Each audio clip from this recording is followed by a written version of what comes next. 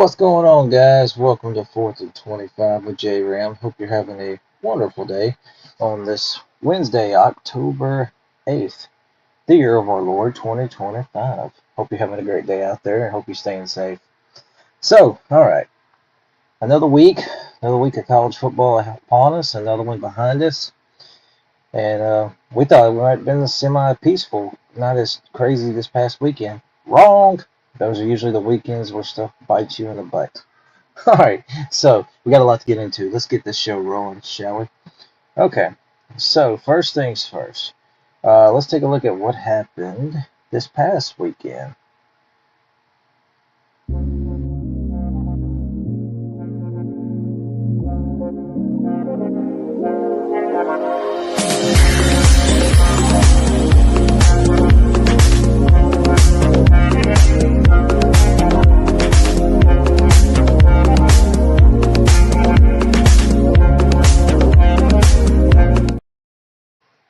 Hear that music, you'd be thinking you want to be in the dance club or something. Okay, so let's take a look. And trust me, you don't want to see me dance, I promise. All right, let's take a look at what happened this past weekend. Starting with some G5 games that we actually picked last week. Western Kentucky beat Delaware 27-24. This was a good Conference USA game. Delaware's been very impressive in their debut season in Conference USA. Hilltoppers' defense was big here with two big turnovers, including a pick six and a fourth down stop. Delaware misses a field goal right at the end that would have sent this thing to overtime. Western Kentucky quarterback Maverick McIver threw for 230 and a score, also run for 36. But pretty good back and forth ball game, but came down to the end, and a couple of big plays went the Hilltoppers' way, and they get a big conference win as they look to continue their reign on Conference USA. Okay, that was Thursday night. This past Friday night, San Jose State, New Mexico. I said this was going to be a good game, and it lived up to the hype.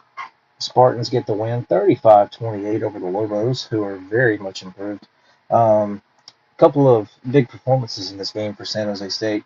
Walker Agate throws for 334, 26 out of 30. Very good completion percentage, 26 of 30, 334, three touchdowns, plus a couple of rushing yards. Danny Shadero, he catches 7 balls for 151 and a touchdown. Also, defensive back Jalen Bayer, I hope I said his name right, from San Jose, 9 tackles, 8 of those were solos, 2 interceptions, a sack, and a tackle for loss. New Mexico turned the ball over 3 times. All of them were interceptions thrown, plus they were held to 76 rushing yards. Kudos to San Jose State's defense. They had 4 sacks in the ball game. So, good game. San Jose State pulled it out at the end, though. Good win for the Spartans. They needed it because their season was starting to spiral the wrong way. Tough loss for the Lobos, but they're a young football team. They're getting better, and they'll bounce back from this. Okay, so a game that some of us didn't see coming, but should have seen coming. One I should have took more serious. Virginia beats Louisville 30-27 in overtime. The Cavaliers, guys, 5-1. They're 3-0 in ACC play. This is their best conference start since 2007, folks. 4-game winning streak. First time they've had that in a long time. Cam Robertson, linebacker, 10 total tackles, 6 solos, tackle for loss. Had a big pick that was returned for a touchdown. Virginia's defense was the star here, not the offense. 5 sacks, 2 turnovers. I don't think they barely had 300 yards of offense, but they pulled it out in overtime with a big road win. Guys, Virginia's in the top 25. I think they're in the top 20 now. So 30-27, the final here. Great win. Louisville's first loss of the season. Virginia's got a shot to get to Charlotte, guys. This is a good team that could get to the ACC championship game. They're looking good under Coach London. Big win. All right, next up. I don't know if you would consider this one an upset considering they were favored, but this was a good ball game. Anyway, Cincinnati, 38, Iowa State 30. This was a great game in the Big 12.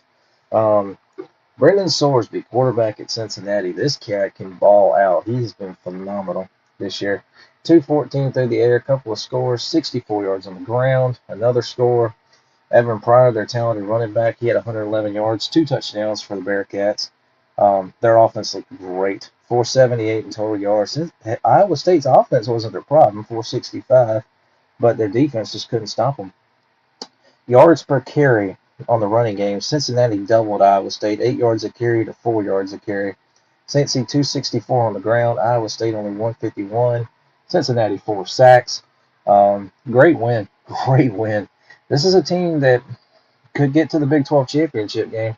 We'll see what they do the rest of the way. But Cincinnati's looking good, guys. Cincinnati looks a lot better than years past. You're saying. Okay, keeping it in the Big 12.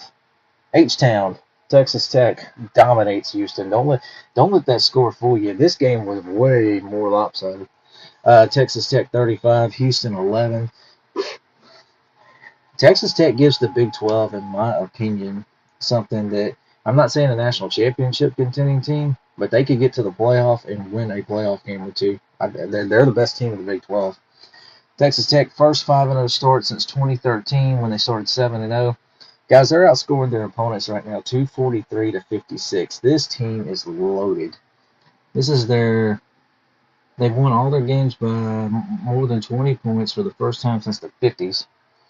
Baron Morton, the Texas Tech quarterback, comes back and throws for 345 and a score. Jacoby Williams had 2 rushing touchdowns, 107 yards. Jacob Rodriguez, their leader on defense, great linebacker, 5 tackles and a pick. Defense got 2 sacks, 3 turnovers forced, held Houston to 267 yards, and Houston was 1 for 11 on third down. This game was not even close. What a win, dominating win for the Red Raiders. We'll see them Saturday against Kansas, but great win for Coach Joey McGuire and the Red Raiders. That's a good-looking football team. All right, let's get to one of our 2 surprises of the weekend. The other one I'm probably going to rant a little bit, but here we go. Did you see this? Florida 29, Texas 21. Did anybody see this really coming? Anybody? I know a lot of people did because some people picked it. I thought they were crazy. Shows how much we know. Anyways. So, Florida's defense, what a performance. 6 sacks, a couple of turnovers. Texas was 3 of 11 on third down. They held Texas to 52 rushing yards. 52 yards. Florida outgained Texas 457 to 341, 22 first downs. DJ Lagway, his best game of the year, 298, 2 scores. Dallas Wilson, receiver for the Gators, finally gets on the field. He has 6 catches for 111 and 2 touchdowns. Better use him more, Florida. That's all I got to say. Great atmosphere. Arch, did not look great. Man, Texas does not look good. Texas is maybe overrated, and I'm one of the idiots who thought they were a top 5 team. So, great win for the Gators, though. Billy Napier's back against the wall, and guess what? Florida comes out for him. So, Florida, do you want to keep Napier, or do you not? What do you want to do, Florida? But anyway, great win for the Gators. All right, next up, let's go to Tuscaloosa and what happened in Tuscaloosa. Alabama 30, Vanderbilt 14.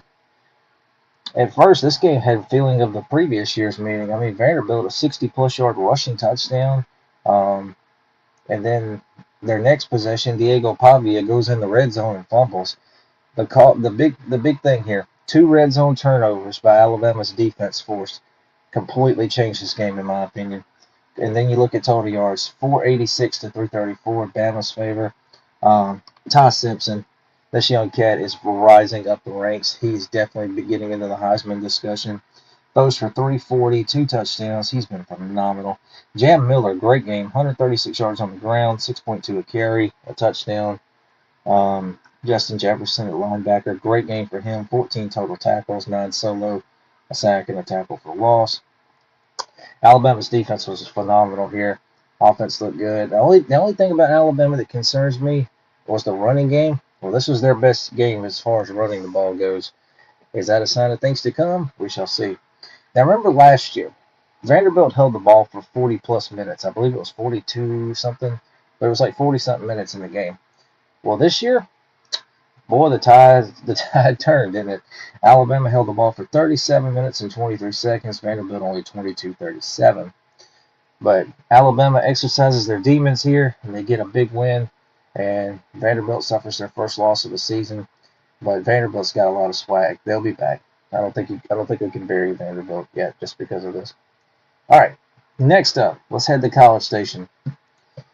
Texas A&M 31, Mississippi State 9. This was a butt kicking and then some. Ruben Owens of A&M runs for 142, 6.8 yards a carry. Marcel Reed, their QB, had 3 total touchdowns. He threw 2 and he ran for 1. Damian Sanford, their linebacker, had 9 tackles, 4 solos, a sack, an interception, a couple tackles for loss. A&M's defense, again, great performance, holding Mississippi State to 219 yards, 4 sacks, a couple turnovers. State was 1 of 10 on third down. Interesting stat here on Texas A&M. Last 2 games in their SEC games with Auburn and Mississippi State, their A&M's opponents 1 of 23 on third down. That's wild. That is wild. Wild stat. But A&M's defense looks really good. We'll talk about their game with Florida when we get to predictions here in just a little bit. All right, next up, a game that I almost missed and didn't even have for the show, but thankfully, I stopped myself and was able to get it. Commander-in-Chief trophy time. Navy beats Air Force 34-31. High-scoring game, fun game. Would you believe me if I told you Navy threw the ball for 300-plus yards? Yeah, that's still my reaction because I'm not used to seeing Navy throw the ball this much. Blake Horvath, their star quarterback, 339 through the air, 3 touchdowns and then he runs for 130 and a score. So he had 469 yards, 4 touchdowns total.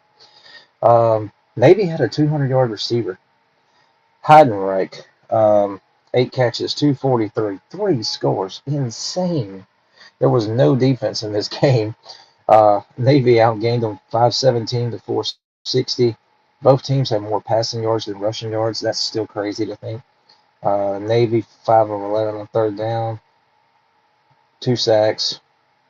Awesome game. This is a great game. If you like Service Academy football, you got your money's worth on this one. And I personally love Service Academy football. I'm a triple option guy. So anyway, great game. Shout out to Navy as they get the W. All right.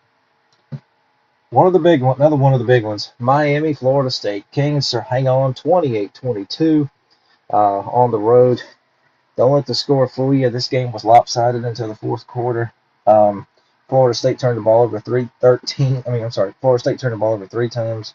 18 penalties in this game. Miami had 13 of them despite the win. Miami claims the state title as they beat Florida State, and South Florida. Carson Beck looked good, 241, 4 touchdown passes for the Canes. Malachi Tony at receiver, 7 catches, 107, 2 touchdowns. D lineman Akeem Mesidor, 6 total tackles, 5 solo, got him a sack. This game was 28-3, and then Florida State made a run right toward the end to pull it out. But great win for the Canes. Something interesting to make note here, though. Miami only had 17 yards of offense in the fourth quarter. This is 3 games for them where they had double-digit leads before their opponents made it close to the end. Miami's got to close out games. If they don't, somebody's going to bite them before it's over with. I know they still got to play SMU, and I think Louisville's their next game after their bye this weekend, their second bye. Whoever did the scheduling for this, what the hell? Excuse my language. I don't cuss very often. I try not to. But what the hell? Miami gets 2 bye weeks in a 3-week span? Really? Wow. Somebody did not do them favors. But anyway, Miami gets the road win. Canes, top 3 team, definitely right now a national championship contender. All right, next up, our final game to look at real quick from this past weekend. I think y'all know what game it is. UCLA 42, Penn State 37. If I was really the heavy cussing type, I would cuss this game, but I'm not going to. UCLA gets the win, first win of the season. Guys, UCLA was entering this game, and y'all know this. They were 0-4. They had not led all season. Got blown out by New Mexico. New Mexico! Got beat by UNLV. No shame in that one because UNLV's pretty good. But UCLA jumped out 27-7. Penn State made a run, but Nico Amalivia, I don't know how you say his real last name, but I just call him Nico Amalivia. Throws for 166, 2 touchdowns, 128 rushing, 3 scores, totaling 294 in total offense, 5 touchdowns. UCLA outrushed Penn State 280 to 157. UCLA kept the ball for 39 minutes and 17 seconds. Wild. I'm an idiot again because I picked Penn State to win the national championship this year. I really believed in that team because of the talent they had and a very favorable schedule for the most part. But they let me down. They let a lot of people down. James Franklin couldn't win the big one. Now he can't win the little ones because there was no excuse. There's no excuse they lost this game. But hey, it happens. Shout out to UCLA. Young baby Neuheisel gets gets a huge win as a coordinator. Um, that was a great scene seeing them carry that young man off the field like that. That was really cool. Um, Great win for UCLA. They finally got their first W of the season. Did not expect it to be here, but it as none of us did. But awful loss for Penn State. They're at 2 losses. They still got to go to Ohio State. They still got to play Iowa. They still got to play a really damn good Indiana team. Yeah, Penn State's in trouble. This is just terrible. Terrible loss for Penn State. Penn State, you made me look stupid. You made a lot of people look stupid. And most of all, you embarrassed yourselves. Stupid. Stupid for picking them to win a national championship. I'll be kicking myself for that one. But it is what it is. All right. So let's move on to our next segment and let's give out our players of the week. Oops, I'm sorry. Wrong one. Sorry, wrong one. I hit the wrong button. All right, let's get to our players of the week, shall we? All right, so first off, we're. Oh, I can't see what I'm doing. I'm sorry, guys. That's defense. I can't see really well. All right, we're going to start with special teams. Special teams players of the week. We're going to go backwards this week. We're going to do special teams first. David Olano, kicker of Illinois against Purdue. He had a good game, 5 of 5, long of 45. Made all his extra points, 19 points. Punter Elijah Slebeck, as I call him, of Virginia against Louisville, had 5 punts, 47.4 yard average. 2 of them went inside the 20, and a long of 71 yards. That's a strong leg. Tate Sandell, the kicker at Oklahoma, in their win over Kent State, 3 of 3 on his field goals, long of 55, made all 5 extra points, 14 points total. Dylan Brennan, punter of Buffalo, I'm sorry, against Eastern Michigan. He gets 5 kicks for a 56-yard average. 3 of them went inside the 20, long of 76. Chris Freeman, kicker at UConn, 3 of 3 on field goals, long 43, 6 of 6 on his extra points, 15 points total. And finally, punter Cameron Brown of UNLV in their win over Wyoming in the hail ice-covered field. Laramie, 5 punts, 42.8 yard average, a touchback, 2 inside the 20, long of 71. Great game for those guys. So that's our special teams players of the week. Now we got to do offense and defense. Let me see if I can find them, because I can't see really well for some reason. Okay, there's 2 of them. Let me find my graphics. Y'all just hang tight with me. All right, defense. Here we go. Defensive players of the week. Justin Jefferson, linebacker at Alabama, 14 total tackles, 9 solo, a sack, tackle for loss. Duke linebacker Elliott Shaper against Cal. Nobody probably saw this performance considering the game started at 9:30 here and 10:30 on the East Coast. Unless you're a diehard Duke fan. I don't know how many diehard Duke football fans there actually were. 12 total tackles, 4 solo, 2 sacks, 2 tackles for loss, and an interception. TCU, this duo, safety Jamel Johnson, linebacker Nnamdi Ebazor. Some of these names, I'm sorry. And when their win over Colorado, Johnson, 10 total tackles, 6 solos, a pick, and a pass deflected. Ebazor, 10 total tackles, 5 solo, a sack, a tackle for loss, an interception, and a pass deflection. Jalen Boehner, cornerback of San Jose State. We talked about him just a little bit ago. He has a good game in their win over New Mexico. 9 total tackles, 4 solos, a sack, tackle for loss, and 2 interceptions. Great job. Linebacker Jake Golday in their win of Cincinnati in their win over Iowa State. 12 total tackles, 6 solo, a sack, tackle for loss, pass deflected. And finally, another performance nobody saw, probably. Nathan Voorhees, defensive end of Ball State, in their win over Ohio. 8 total tackles, 5 solos, 3.5 sacks, 3.5 tackles for loss. Great game in their MAC win over Ohio. All right. Finally, offensive players of the week. Let me pull up my offensive players of the week real quick. Here we go. All right. Nico, I'm going to leave you. Quarterback UCLA, we just talked about it. Went over Penn State. Accounts for 166 through the air, 2 scores, 128 on the ground, 3 scores, 294. Total offense, 5 touchdowns. Eli Heidenreich, the receiver at Navy, unbelievable game against Air Force. 8 catches for 243, 3 touchdowns. Also from Navy, Blake Horvath, the quarterback. What a game. 339 passing, 3 scores, 130 yards rushing, touchdown, 469 total, 4 touchdowns. Guys, if you haven't seen Navy play, this offense is crazy good to watch. Navy's going to be a force. Byron Brown, the South Florida quarterback, he makes the list again in their win over Charlotte. 211 and through the air, 4 scores, did throw 2 picks. Runs for 162 and a score, totaling 373 and 5 touchdowns. Noah Fafita, Arizona's quarterback, shout out to him, 376 through the air, 5 touchdown passes, nearly 10 yards of completion. Excuse me. Running back Jordan Gant of Akron, he had a huge game in their win over Central Michigan. Yes, you heard that right. Akron won a MAC game.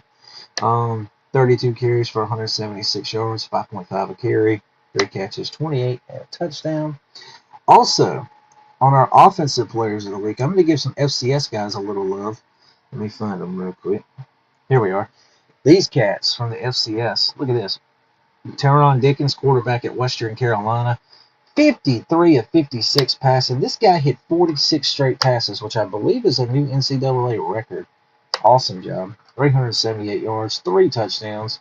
Also run for 44 yards in their win over Wofford.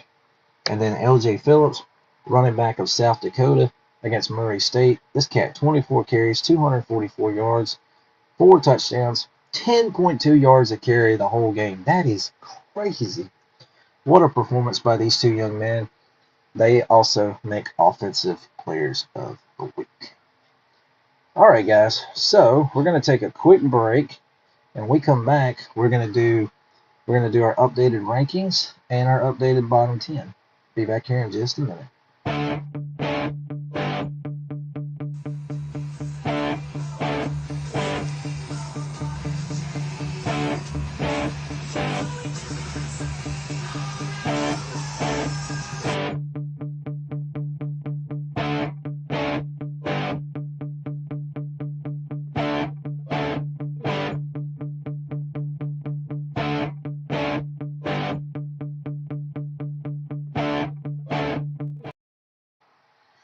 All right, guys, welcome back to 4th and 25 with J-Ram. Hope you're having a good day. All right, so we recapped week 6. We've done our players of the week. So now let's get into our rankings, shall we? We're going to start with our bottom 10, updated bottom 10. Let me find it. Wait a minute. All right, where's the rest of it? Yep, okay. All right, guys, here we go. Updated bottom 10 rankings. Number 10, Boston College. Ugh, the Golden Chickens. Fall to 1-4 after getting blown out by Pittsburgh. Things are bad on Chestnut Hill. Bill O'Brien's a good coach. He's a good coordinator. I like the guy, but something's just not clicking for them this year because I thought they'd be at least better than this. Number 9, Northern Illinois, the Husky Pups. 1-4. This one is a little surprising. Of course, they lost to Miami, Ohio this past weekend to drop to 1-4 on the season. They can still get back in the MAC race, but it's weird seeing them this bad. Number 8, the Charlotte 1-4s, aka the 49ers. Yeah. Tim Alvin, their head coach, who come over from Ohio, really good coach, history of winning. He better have a long, long leash because he's got a long build ahead of him trying to make this program good. South Florida routed them this past weekend. Number 7, yep, you see it. I'm sorry, I got hair in mine. Number 7 is Penn State, the Nitty Kitties. 3-2, lost to UCLA, and they were huge favorites. Need I say more? They made a lot of people look stupid and most of all embarrassed themselves. Penn State, you deserve this, you freaking flop. Number 6, Oklahoma State, the Cow Patties, they're 1-4. Got blown out by Arizona. Of course, Gundy's been let go. Players are getting in the portal. Good luck to the next head coach because he's going to have a funny job trying to rebuild this once proud program. And as UCS says at this point, just end the season. Number 5, Middle Tennessee Blue State Blue Raiders. It just says Blue Burger Kings. 1-4. They're terrible. They're bad. See you tonight though. They play Missouri State tonight on ESPN2.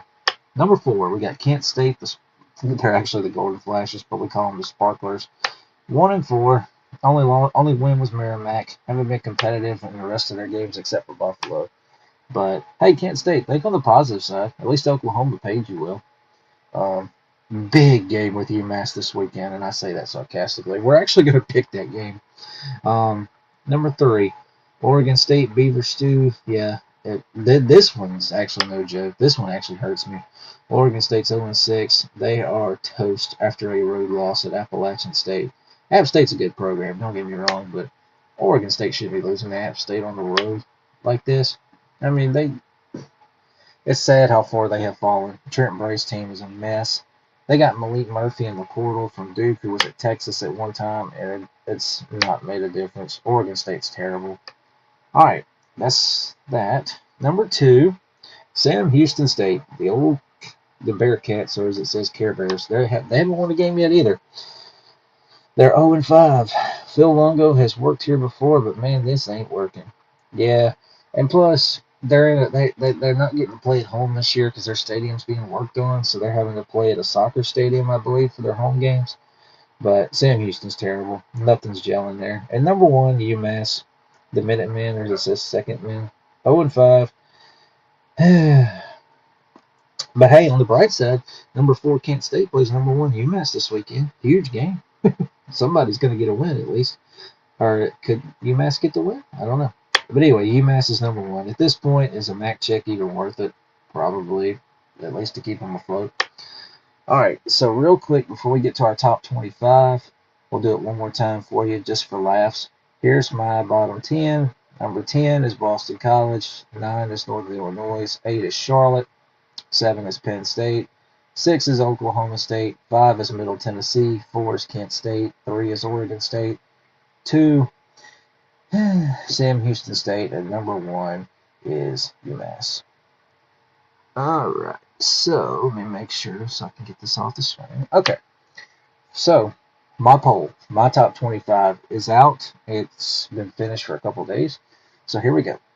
These schools just missed my top 25. Cincinnati, Utah, Navy, Nebraska, and North Texas. Nebraska's got a big chance to get back in it this week against Maryland. If North Texas beats South Florida, they'll be in my top 25 because you'll see South Florida here in a minute. Utah, Cincinnati, very close. Big games for them this weekend. Cincinnati playing UCF, and Utah, of course, huge game with Arizona State. We're going to pick that game here in a little bit. All right, moving on. Top 25. This is my top 25. South Florida is 24. By the way, Florida State 25th. I don't know how I missed that. Florida State's at 25. South Florida checks in at 24. Cincinnati, Memphis is 23. Arizona State says hi at 22. Iowa State is 21. I've got Notre Dame at 20. I dropped Vandy to 19 after the loss to Bama. Maybe dropped them a little harshly. I don't know. But Illinois checks in at 18 after the win over Purdue. They got a big game with Ohio State on Saturday. We'll pick that game shortly. Virginia 17. BYU 16. Very underrated BYU team by some people's thoughts. Michigan is 15. I'm actually doubting myself on that one. I've got Tennessee 14. Missouri is 13. Georgia Tech 12. I've got LSU at 11th. Maybe a little high. I still think they're a good team right now. We'll see how they do against South Carolina this weekend. By the way, Georgia number 10. Huge game with Auburn. We'll pick that game. Texas Tech is number 9. I've got Alabama checking in at 8. I've got Oklahoma 7. I've got Indiana 6. Yes, I am buying Indiana this year. If they beat Oregon, they're going to jump up big time next week. I've got Ole Miss at 5. Texas A&M is 4. I don't know if Marcel Reed's a good player, but is he going to hurt A&M down the road? We'll see. Number 3, Miami. Number 2, Oregon. And number 1, Ohio State. Until further notice, Ohio State's number 1. They're dominant. Defense looks good. The offense is only getting better. Miami's good. Don't get me wrong. I think Oregon's really good. Of course, Oregon and Indiana this weekend, so huge game there. We're gonna we're going to settle some stuff there. But this is my top 25. This is JRAM's top 25. If you have not seen it on College Sports Villains, Andrew has posted my top 10 and a pretty cool little graphic to his credit. All right, so that's my rankings. All right, let's do a couple of these.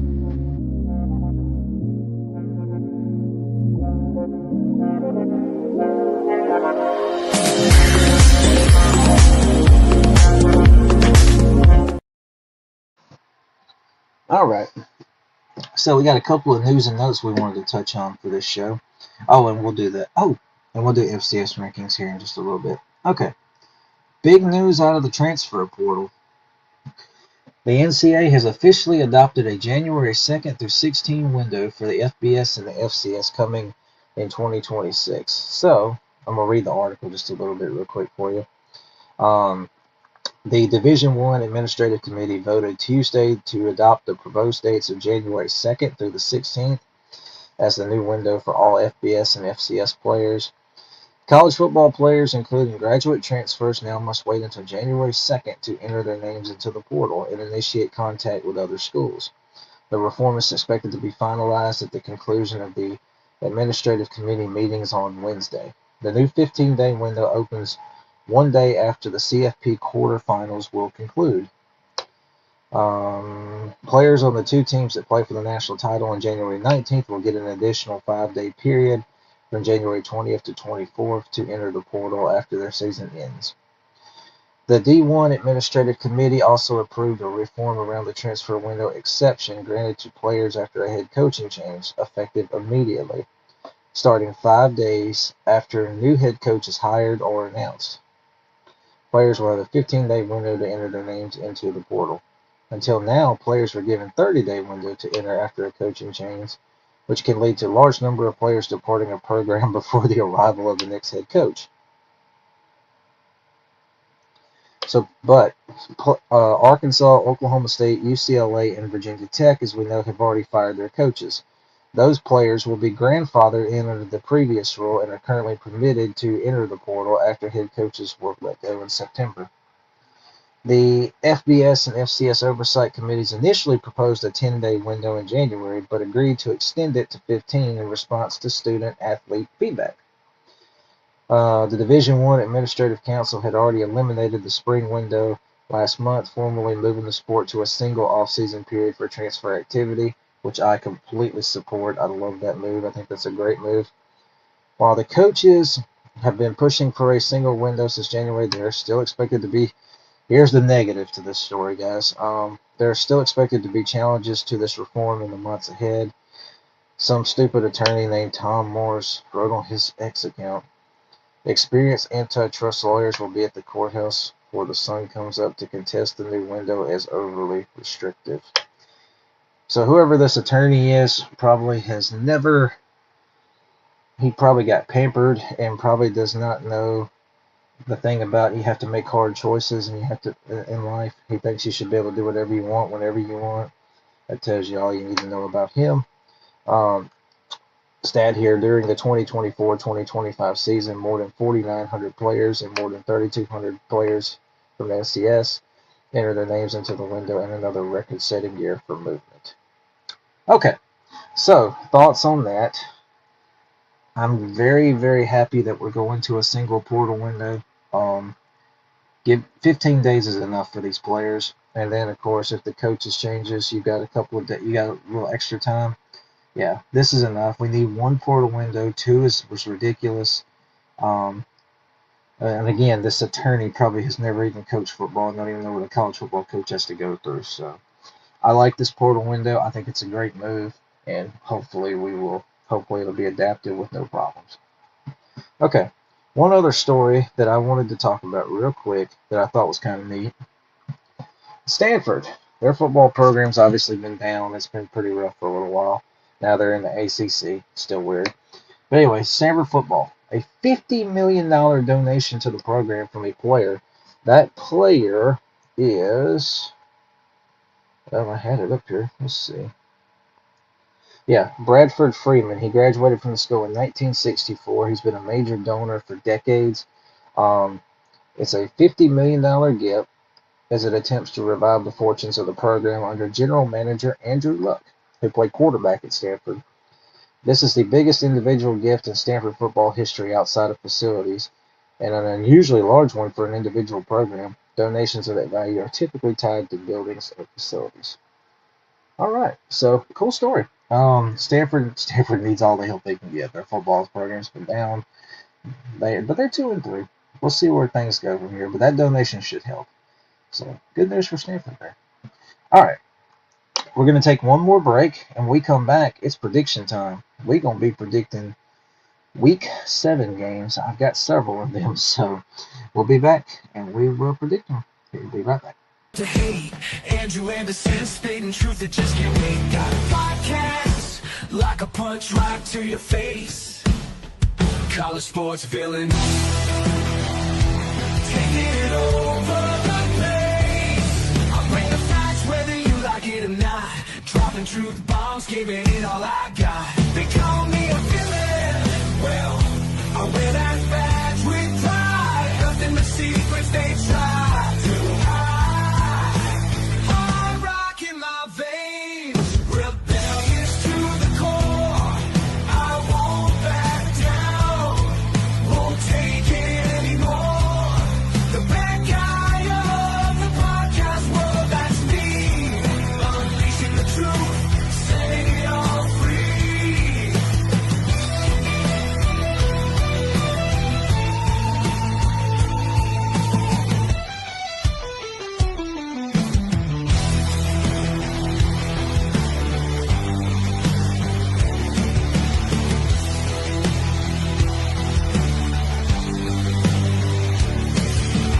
Unleashing the truth. Look at me, you're lost at sea, circling eternally. Come and help me from this insanity. Where am I disgrace? I hate to see your face. I wanna see you drown in your sorrow. You know I know I'm not the same. I'm fading away, I'm falling into my grave. Hey guys, welcome back. Look, I'm gonna play another video real quick. Y'all just kind of hang tight. I gotta take care of a family thing real quick, so I'll be right back. Give me just a minute, okay? I apologize. Family first.